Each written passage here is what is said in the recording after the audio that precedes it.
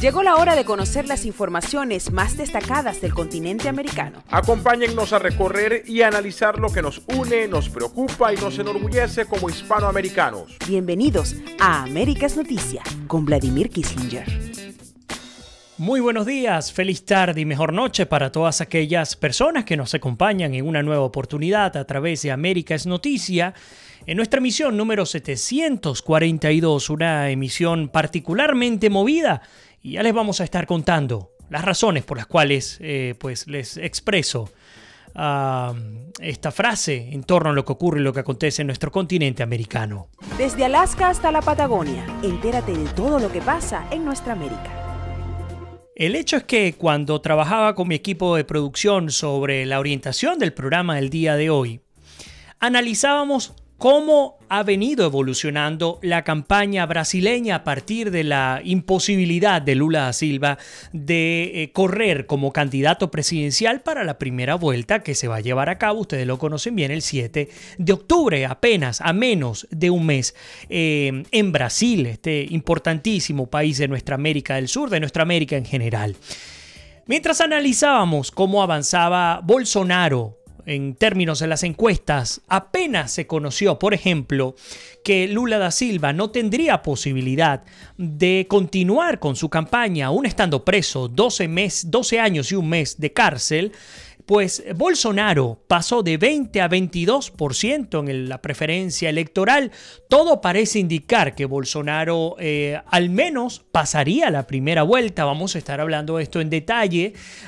Pero mientras analizábamos esto, pues nos llegó a última hora esta nota en la cual, pues lamentándolo mucho, tenemos que retratar, tenemos que informar que Jair Bolsonaro, el principal ahora candidato brasileño, ha sido apuñalado, está a salvo, está siendo atendido en Brasil, pero ha sido apuñalado durante un acto en campaña en Minas Gerais.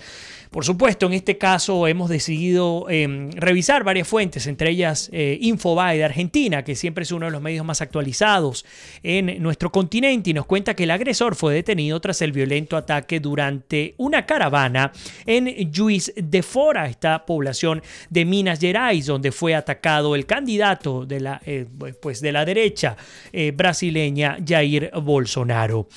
El candidato presidencial Bolsonaro fue apuñalado en la tarde de hoy en Juiz de Fora, en Minas Gerais. El postulante del Partido Social Liberal, o el PSL, fue trasladado de urgencia por su personal de seguridad a una clínica cercana.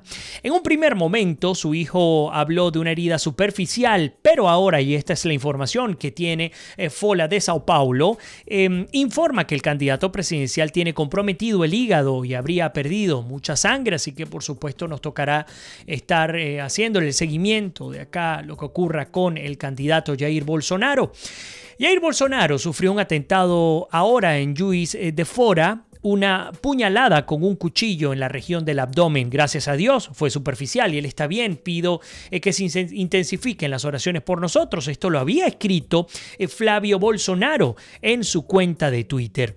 Minutos después el diagnóstico se agravó. Otro periódico local reportaba justamente este ataque, lo que había ocurrido. De hecho, están actualizando la información en Infobae, contándonos. El O Globo específicamente informó que fue sometido a una cirugía laparoscópica, ya que la estocada le alcanzó el hígado, es decir, es una herida de consideración, un atentado que, lamentándolo mucho, procura... y ya les voy a explicar por qué adelanto esta afirmación. Procura afectar a aquellos que se están lanzando libremente a la carrera presidencial en Brasil, sin que necesariamente concuerde con la opinión o con la manera de ser de Jair Bolsonaro, un hombre de cuidado, un hombre que está relacionado con la extrema derecha, un hombre que no ha sido muy benevolente en torno a lo que ha significado la inmigración venezolana. Sin embargo, hay que entender que es un brasileño con pleno derecho candidato de poder ejercer justamente su posibilidad a ser elegido y pues lamentándolo mucho ha sido atacado. Por cierto, porque ya se ha detenido el atacante, un exmiembro del PT, del Partido de los Trabajadores. Vamos a estar hablando de eso. Los que no conocen cuál es el Partido de los Trabajadores, es el partido de Dilma Rousseff y de Lula da Silva, sin que pretenda necesariamente acusarlos de manera directa, no tienen nada que ver, en eso lo tengo claro, pero lo que también tengo claro es que a partir de lo que ha significado la decisión de la justicia brasileña del Tribunal Supremo Electoral, donde no tiene nada que ver Jair Bolsonaro, pues ahora se consiguen con este acto dantesco. Espero que los otros 4 candidatos, porque son 5, eran 6 cuando Lula, pero ahora son 5, los otros candidatos que quedan, al igual que Bolsonaro, puedan tener la protección necesaria, no solamente por parte de su equipo de campaña, sino también por parte de la justicia y de la Fuerza Policial Federal de Brasil. Fíjense que la agencia de noticias EFE nos cuenta que uno de los médicos de este hospital, que no quiso ser identificado, le aseguró a esta agencia que además de la lesión hepática, Bolsonaro sufrió un choque hipovolémico debido a que perdió mucha sangre, pero su estado de salud es estable. El agresor fue detenido de inmediato, como les comentaba, en el lugar del hecho por el personal policial que acompañaba al candidato. Bolsonaro, militar retirado, marcha primero en las encuestas. Este es el punto a destacar el día de hoy en el programa, que se dieron a conocer en las últimas horas luego de que la justicia electoral del Brasil denegara a Lula da Silva presentarse en los próximos comicios. Sin embargo, esas mismas proyecciones indican, y vamos a estar hablando justamente de la segunda vuelta, el candidato de la derecha brasileña perdería. Han hecho sus estudios estadísticos y han determinado que de pasar una segunda vuelta, que es lo más seguro, Dios mediante, y se pueda recuperar de este atentado en su contra, en la segunda vuelta de unirse los otros candidatos, pues perdería ante el que quede, siempre que se conforme una coalición en Brasil. ¿Qué ocurrirá? Aún no lo sabemos. Tras el atentado, Bolsonaro fue enviado de urgencia a un hospital cercano donde fue atendido por los médicos del lugar. El centro médico todavía no emitió un comunicado oficial informando sobre el estado de salud del candidato brasileño. Inmediatamente después del ataque, que quedó registrado además en varios videos, no sé si han tenido la oportunidad, pero ya ha corrido por las redes el registro en el cual es atacado, es apuñalado el candidato de la extrema derecha, Jair Bolsonaro, en Brasil. Bueno, el hecho es que el agresor fue reducido y detenido por las autoridades. Por el momento no había trascendido para el momento la identidad, sin embargo ya la tenemos a mano. Fíjense que, por ejemplo, el presidente Michel Temer, el presidente interino del Brasil, consideró el ataque y condenó el ataque y afirmó que el episodio es un ejemplo de la intolerancia en Brasil. Si Dios quiere, estará bien, agregó, y se quejó de que no sea posible una campaña tranquila. Otro que se pronunció fue Fernando Haddad. Los que no lo conocen, pues vendría a ser el próximo sustituto de Lula da Silva, aunque también está investigado por hechos de corrupción. Él fue ministro de Educación de Lula da Silva y pues las encuestas no lo favorecen para nada. Vamos a estar hablando de inmediato sobre el tema de las encuestas. Pero bueno, el hecho es que él afirmó que el ataque sufrido por Bolsonaro o en contra de Bolsonaro en Juiz de Fora es lamentable y absurdo durante una entrevista, de hecho, con el sitio web del Congreso en Foco. Y ha dicho: nosotros los demócratas tenemos que garantizar un proceso pacífico. No se puede entrar en provocación ninguna. Voy a incorporar algunos comentarios, todos bienvenidos. Judith Carmona, Elías Prato saludándonos y compartiendo. Gracias por el apoyo y compartir el programa, lo apreciamos enormemente. También a nuestra querida Arsenia Prieto, que por fin puede estar conectada con nosotros. Ignacio Frenhagen también desde Argentina. Nuestra queridísima Lina Escobar, Berta María Araujo. Le tengo una noticia a los que están en Europa, que son bastantes, mis queridos amigos de Europa. Nos toca hacer cambio horario.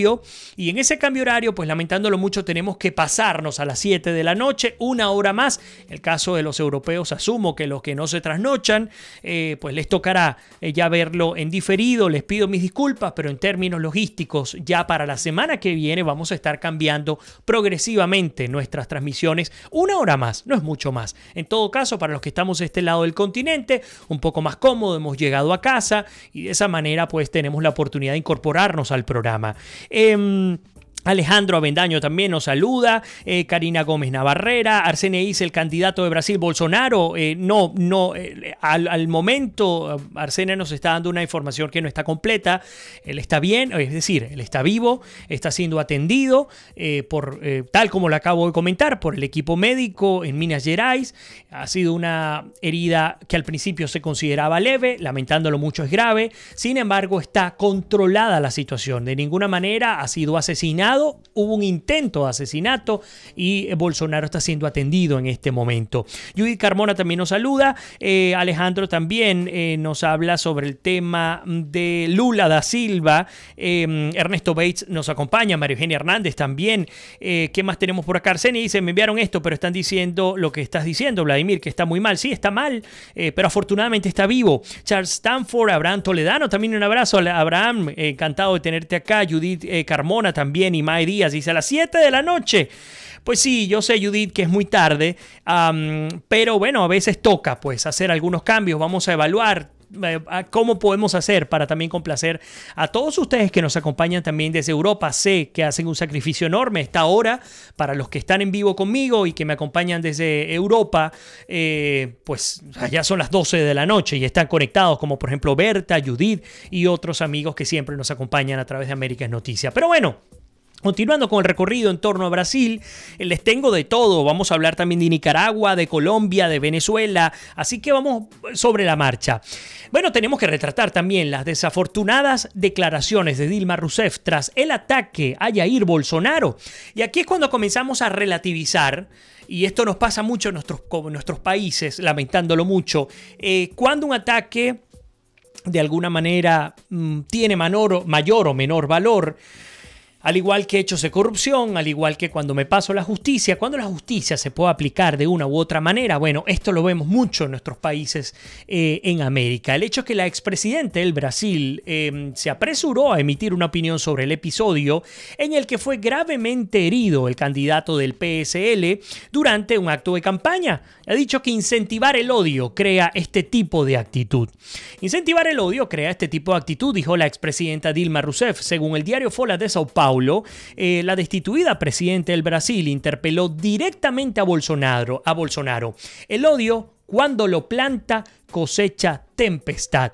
Por supuesto, muy infortunadas declaraciones. Y más aún, cuando el candidato presidencial, que está de primero en las encuestas en Brasil, así nos guste o no nos guste, está quizás a esta misma hora en un quirófano o en cuidados intensivos, luchando para salvar su vida a partir de este atentado que ha recibido. Atentado que llegó a cristalizarse, llegaron a apuñalarlo, pero que afortunadamente no le dieron de baja. Bueno, la candidata al Senado continuó. El ataque es lamentable. Ahora, incentivar el odio crea este tipo de actitudes. No se puede hablar de salir, de matar a alguien. Eso no se puede decir en sus declaraciones. De hecho, Rousseff se refería a uno de los más polémicos mensajes de Bolsonaro cuando el candidato, empuñando un trípode como si fuera un arma, le dice a su público: vamos a fusilar la petralada aquí en Acre, y agregó: ya que les gusta tanto Venezuela, tienen que irse para allá. Solo que allá ni siquiera tienen mortadela, solo van a comer pasto. Y lo hemos hablado justamente lo que ha significado la posición de Bolsonaro, crítica diametralmente vertical en torno a Venezuela. Eso puede ser una ventaja. Entiendo el riesgo que significa el tema de la inmigración, pero justamente el día de hoy, un poco más temprano, veía una entrevista de BPI TV al ex embajador Milos Alcalay, que él hablaba de 3 tipos de enfoques que había que tomar en torno a la crisis de Venezuela, y ahí metía a Brasil. Por eso me permito unir el tema. Él hablaba del enfoque humanitario, cómo poder enviar recursos de alimentos, medicinas y asistencia humanitaria a un pueblo que está muriendo literalmente. En un segundo lugar, cómo atender a aquellos que están afuera de las fronteras venezolanas, aquellos venezolanos, y tomo también declaraciones de la OEA donde se afirmaba, y coincido con que este es el comienzo, no el final de la inmigración venezolana. Apenas es que se está sintiendo el peso de esa bota militar que sentimos los venezolanos durante 20 años, ahora se siente afuera. Y por lo tanto tiene que venir la atención hacia Venezuela, hacia los venezolanos en territorio, y digamos la tercera arista que habría que tomar en cuenta tiene que ver específicamente con la atención a los hermanos latinoamericanos, los colombianos, ecuatorianos, peruanos, brasileños, argentinos, que no pueden mejorar su calidad de vida porque nosotros estemos llegando a su tierra. Tuve oportunidad de compartir con una amiga dominicana y hablamos sobre el drama que existe en Dominicana, no sobre los venezolanos, sino lo que ocurre cuando un dominicano quiere ir a un hospital y encuentra los hospitales abarrotados de haitianos. Y ella decía, no es que seamos, que apliquemos la xenofobia como modo de vida, no, es que nosotros estamos exigiendo que se nos respete el derecho a que por lo que pagamos podamos ser atendidos y podamos ser dispensados de alguna manera por parte de la administración pública del Estado. Y aplicando eso, llevándolo a América del Sur, bueno, ¿qué ocurre con los hermanos colombianos, ecuatorianos, peruanos, etcétera? Bueno, son tres aristas y coincido plenamente con Milos Alcalá. Y aquí entramos en el anexo de la primera. Una figura como Jair Bolsonaro podría ser profundamente beneficiosa para conseguir la libertad en Venezuela también. Más allá del tema coyuntural, cómo atender al que recibo, ¿qué hago para que no es que nos sigan llegando poniendo un bloque, un paredón o lo que sea? No, es cómo hago para que el régimen de Venezuela salga de donde está. Y la presión internacional influye, aunque uno crea que no influye también. Y más cuando se trata de un país tan poderoso como Brasil. Pues veremos qué es lo que ocurre. Mientras tanto, la salud de Bolsonaro está en riesgo, está en peligro. Hay cosas, elementos pues que habría que hacerle seguimiento seguramente, aunque terminemos el programa. Voy a continuar posteando información al respecto. Ahora, ¿quién intentó asesinar a Jair Bolsonaro? Pues yo les voy a contar quién fue. Es Adelio Bispo Oliveira. Adelio Bispo Oliveira es simpatizante del Partido de los Trabajadores o el PT, que apuñaló al candidato presidencial en Brasil, Jair Bolsonaro. Tiene 40 años y la policía lo detuvo en el momento de la agresión. El candidato de derecha, de hecho, se encuentra en estado reservado. Las autoridades de Minas Gerais detuvieron a un hombre sospechoso de ser el autor del apuñalamiento al candidato presidencial Jair Bolsonaro durante un mitin de campaña en la ciudad de Juiz de Fora. De acuerdo con la Policía Militar del Estado, se trata de Adelio Bispo de Oliveira, de 40 años, oriundo de Montes Claros, quien fue detenido en el mismo momento del ataque y se encuentra alejado de la delegación, o alojado, mejor dicho, en la delegación séptima de Minas Gerais. De acuerdo con la revista Veja, el atacante fue afiliado, de hecho, al partido de izquierda, el PSOL, el Partido Socialismo y Libertad, aliado al PT, entre los años 2007 y 2014. El dato surge del registro de aliados del Tribunal Superior Electoral. En el perfil de Facebook de Oliveira hay fotografías en las que se lo ve en una manifestación, posando junto a un cartel que reza "políticos inútiles". También se ven imágenes de una protesta por la libertad del líder del PT, adivinen su nombre, Luis Ignacio Lula da Silva. Por el momento se desconoce el móvil del atentado por el que Bolsonaro fue atendido de urgencia. Según sus familiares, el candidato se encuentra fuera de peligro. Una nota, por supuesto, que retratamos por parte de Infobae de Argentina. A ver, veo que Rosa Earnhardt está con nosotros, Iracet Pérez también. Gracias por estar conectada. Emerson Tafur, como siempre, también. Isabel Narváez. Gracias a todos y sobre todo por incorporar sus comentarios y también compartir el programa. Les agradezco enormemente cada vez que nos apoyan compartiendo el material de nuestros espacios. Bueno, hacemos seguimiento al tema de Bolsonaro, el tema médico, el tema del atentado a Bolsonaro, pero también hay que hablar del tema electoral. Estamos a menos de un mes de las elecciones en Brasil y el movimiento electoral es sumamente fuerte, tanto así que el candidato a la presidencia del Brasil, Jair Bolsonaro, recibiría y aquí coincide la mayoría de las encuestas en Brasil, la mayor cantidad de sufragios en la primera vuelta de las elecciones de octubre, el 7 de octubre, pero, y aquí le ponemos el pero en mayúscula, perdería ante la mayoría de sus rivales en un posible balotaje. Recordemos que Brasil tiene contemplada la segunda vuelta que se daría, si mal no recuerdo, para finales del mes de octubre,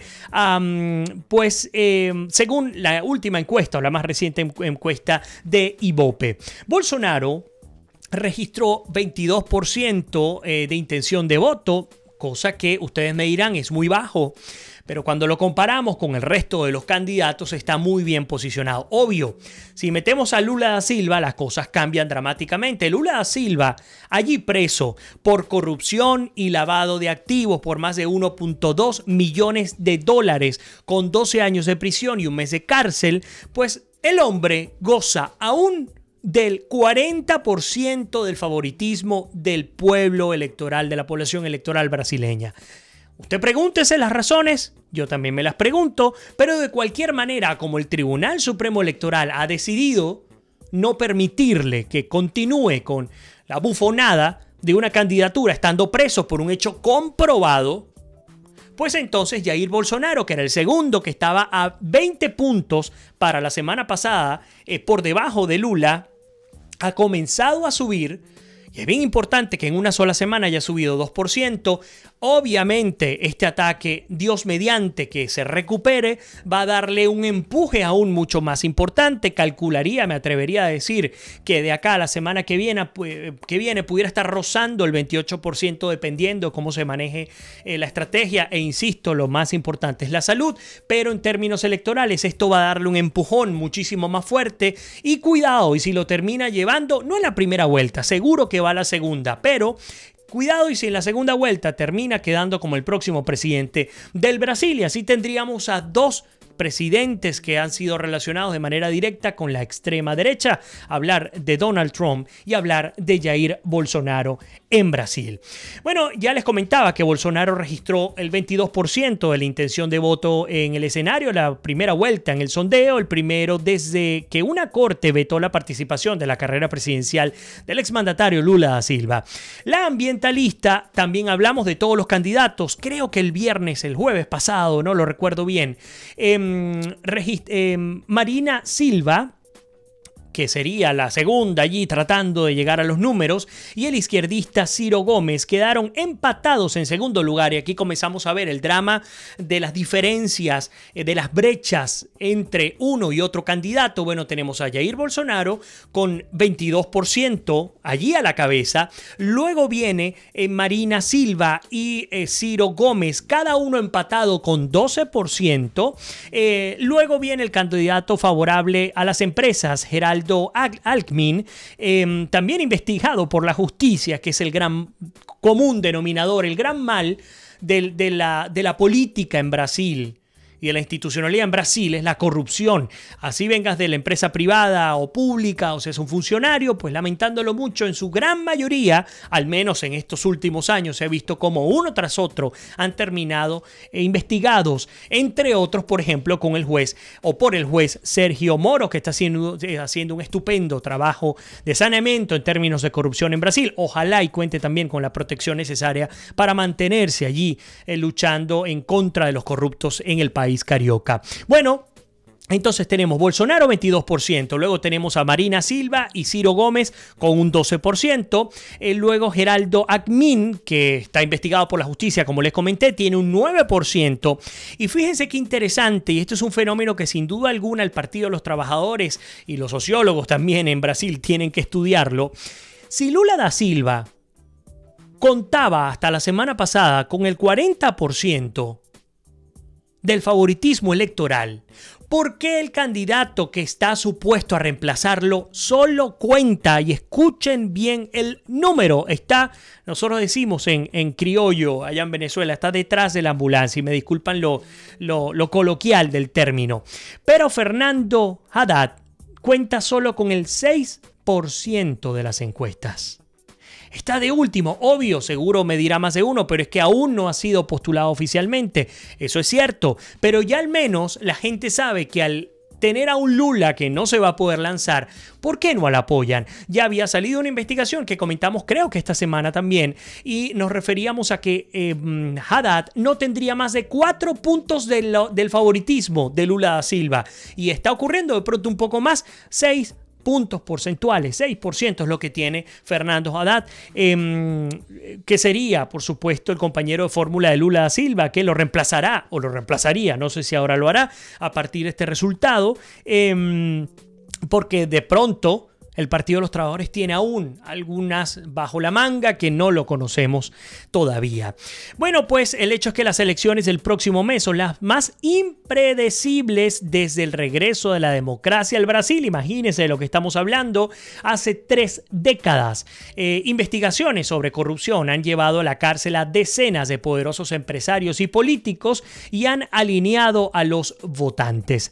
A pesar del sólido desempeño de Bolsonaro, pues que tendría en una primera vuelta, ya ustedes lo conocen, Ibope reveló que en simulacros de un balotaje perdería por 11 puntos porcentuales ante Gómez, por ejemplo, Ciro Gómez, por 10 puntos porcentuales, también ante María Silva por 9 puntos porcentuales, ante Armin también, mientras que vencería solamente a el candidato de Lula da Silva, Fernando Haddad, por un punto porcentual, así que las cosas aún no están nada claras para Jair Bolsonaro. Nos tocará, como de costumbre, hacer el seguimiento correspondiente y esperar, insisto, que pueda salir primero de este problema que se encuentra ahora con el ataque que ha recibido el día de hoy en Minas Gerais. Por lo pronto nos toca hacer nuestra primera pausa. Les invito a seguir compartiendo sus comentarios, a compartir el programa también, a aprovechar este pequeño corte porque ya regresamos con muchísimo más de América es Noticia. Vamos a estar hablando de Nicaragua, así que es imperdible. Vamos a hablar de Colombia y lo que tiene que ver con la gobernabilidad de Iván Duque y, por supuesto, retratar y desnudar lo que significan las situaciones con Nicaragua y con Venezuela de cara a estas dos dictaduras, de cara a la puja del continente para lograr la libertad en ambos países. Así que no se vayan, que ya regresamos con muchísimo más de América es Noticia con nuestra emisión número 742. Ya regresamos.